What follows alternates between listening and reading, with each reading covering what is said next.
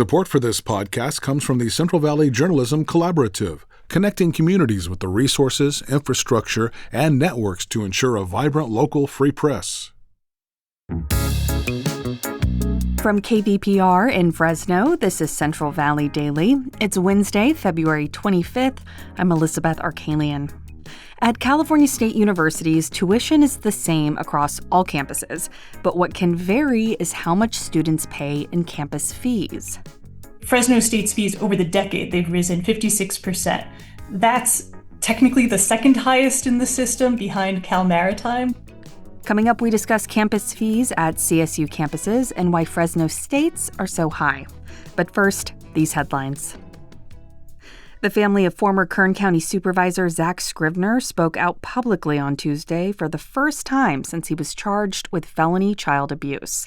As KVPR's Carrie Klein reports, his wife and son spoke in support of a new bill.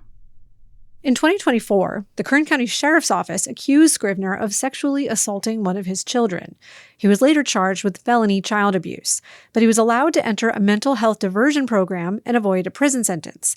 Now, Kern County Senator Shannon Grove has introduced a bill that would limit which crimes qualify for mental health diversions. She made the announcement alongside Scrivner's son, Robert Scrivner. My own father, who is an elected official in Kern County, assaulted my siblings and myself and was granted mental health diversion. Our case was a clear example of our flawed system. His mother, Christina Scrivner, shares the sentiment. My children's cooperation with the system led only to their own personal exposure and vulnerability with zero consequences for their violent abuser. This was the first time the family has spoken publicly about the situation. For KVPR News, I'm Carrie Klein. A whistleblower has accused Fresno County Social Services Department of mishandling cases involving children. Social worker Lorraine Ramirez claims some foster children are being, quote, re-neglected by being returned to abusive homes. That's according to our newsroom partner, Fresno Land. A county spokesperson told Fresno Land that they take youth safety seriously and encourage staff to raise concerns as needed. 5 years ago, Ramirez was also one of the whistleblowers who revealed poor living conditions within county social services buildings. More than 500 public schools in California have oil and gas wells closer than new ones are allowed to be built. That's according to a recent analysis by our newsroom partner, EdSource. A 2022 state law bans new oil and gas wells from being within 3,200 feet of schools, hospitals, and parks due to health concerns. The Trump administration is suing California over the law, saying it would knock out about a third of all federally recognized oil and gas leases in the state. A hearing on the matter is scheduled for March 20th. Showers are now allowed again at a Kern County jail facility. That comes a week after the water at the Lerdo detention facility was found to be contaminated with chemicals found in diesel fuel. The Kern County Sheriff's Office has now installed filters to remove contaminants from showers. However, a do-not-drink order remains in effect. In the meantime, the Sheriff's Office is providing drinking water from an outside source.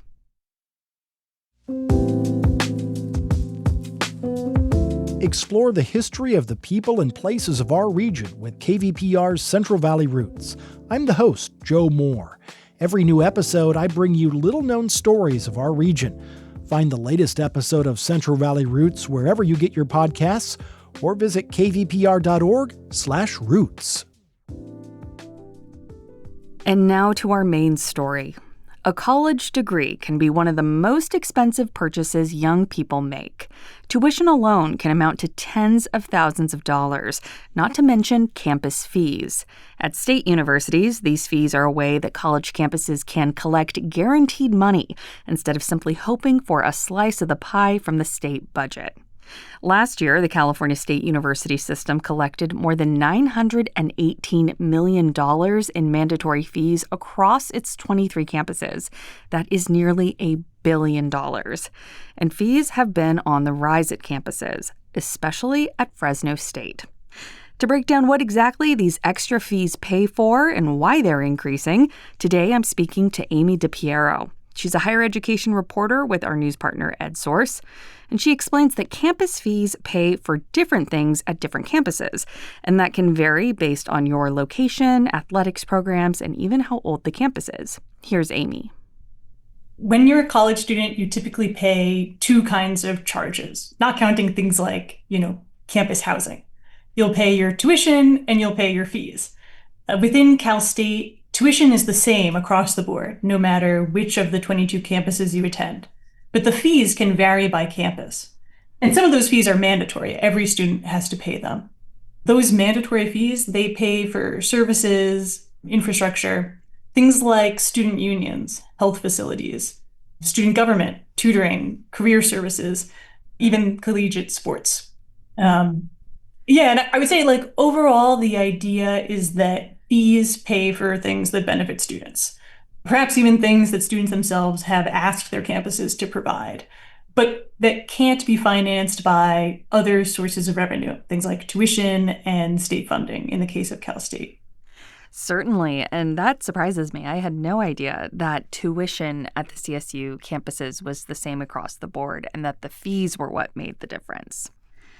So we're here today because you recently highlighted how campus fees have increased overall across all of these campuses by 17% over the past decade. In general, why have the fees increased? Is this just to keep up with inflation or something else? Inflation is a factor for sure, but the reasons behind fees really depend on the campus. At Cal State Long Beach, for example, an increased fee is helping to pay for constructing a new student union. Sacramento State is a campus that has increased fees in part to fund intercollegiate athletics, also to fund recreational sports and cultural resource centers too. And actually, San Luis Obispo is a really interesting case as well. They're the campus that historically has and continues to have the highest fees in the CSU system by a long shot. And some of their recent fee increases, campus leaders have said that, actually, and maybe even counterintuitively, their plan is that they're raising these fees in part as part of the campus's strategy for offering financial aid discounts to students who have the most need of that. Could you speak also to why campus fees are separate from tuition to begin with and why they're not just lumped in? I think the overall thinking behind why fees are separate from tuition is that there might be expenses that are particular to your campus. So you might be on a campus that has a brand new student union and doesn't have a need to finance a new one. Or you might have one that needs to build some new infrastructure. And so as part of paying for some new construction on campus, you'll raise a fee. I think that it's one of those areas where if you're a campus leader in consultation with your students, as the CSU requires, you can kind of tinker with your fee structure in order to pay for amenities and, again, some of these services that might differ from one campus to the other. Sure, it sounds like they're as varied as the locations themselves across the state. Now, to hone in on one place in particular, one campus, you report specifically highlighted the campus fee increase at Fresno State. They are far from having the highest campus fees compared to other campuses, but why did you want to discuss specifically what's going on at Fresno State in your report? Yeah, Fresno State is an interesting case. About a decade ago, that campus had the lowest fees in the Cal State system. Adjusting for inflation, a student back in 2016, 2017, that school year, they would have been paying something like $1,100 in mandatory fees. But Fresno State's fees over the decade, they've risen 56%. That's technically the second highest in the system behind Cal Maritime, which is a tiny campus that is being integrated and merged into Cal Poly San Luis Obispo.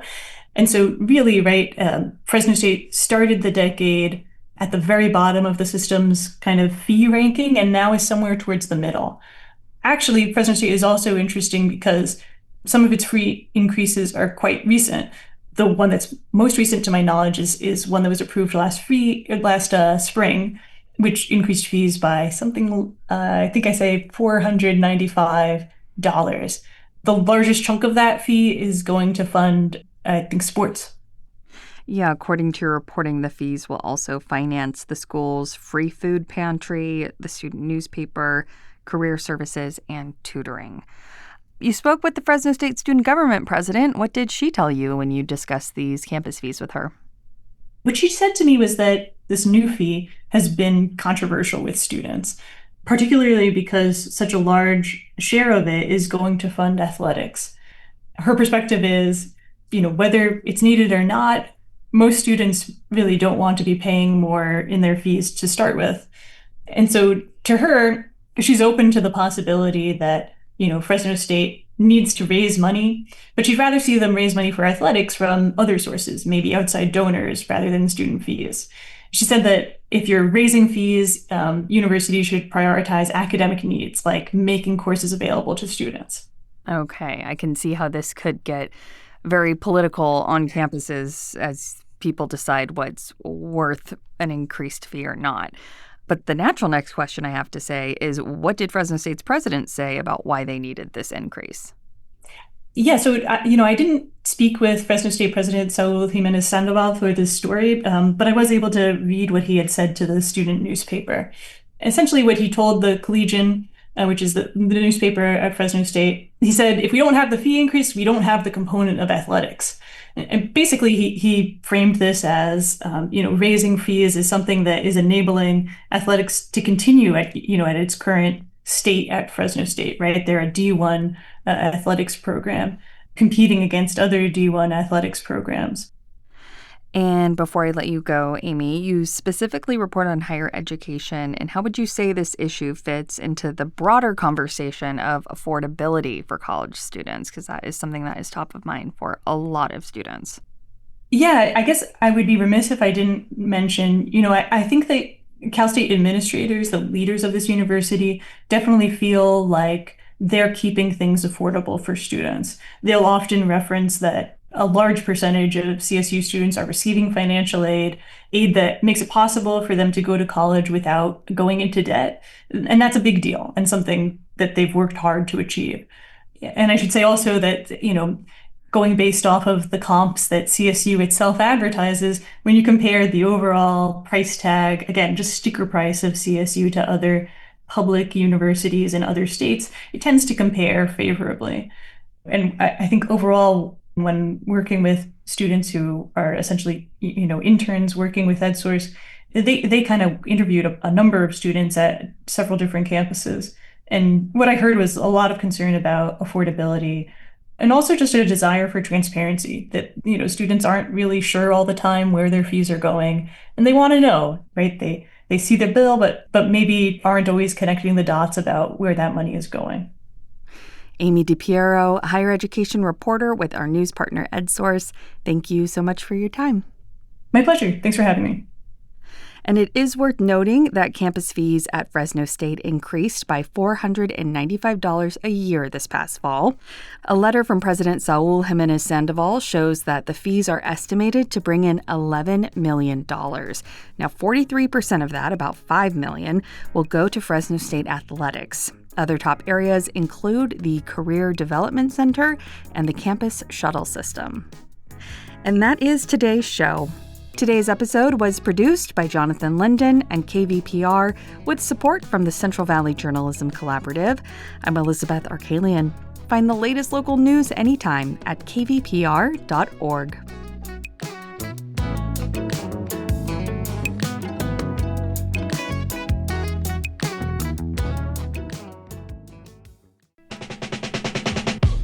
This is Tanya Mosley, co-host of Fresh Air. You'll see your favorite actors, directors, and comedians on late-night TV shows or YouTube. But what you get with Fresh Air is a deep dive. Spend some quality time with people like Billie Eilish, Questlove, Ariana Grande, Stephen Colbert, and so many more. We ask questions you won't hear asked anywhere else. Listen to the Fresh Air podcast from NPR and WHYY.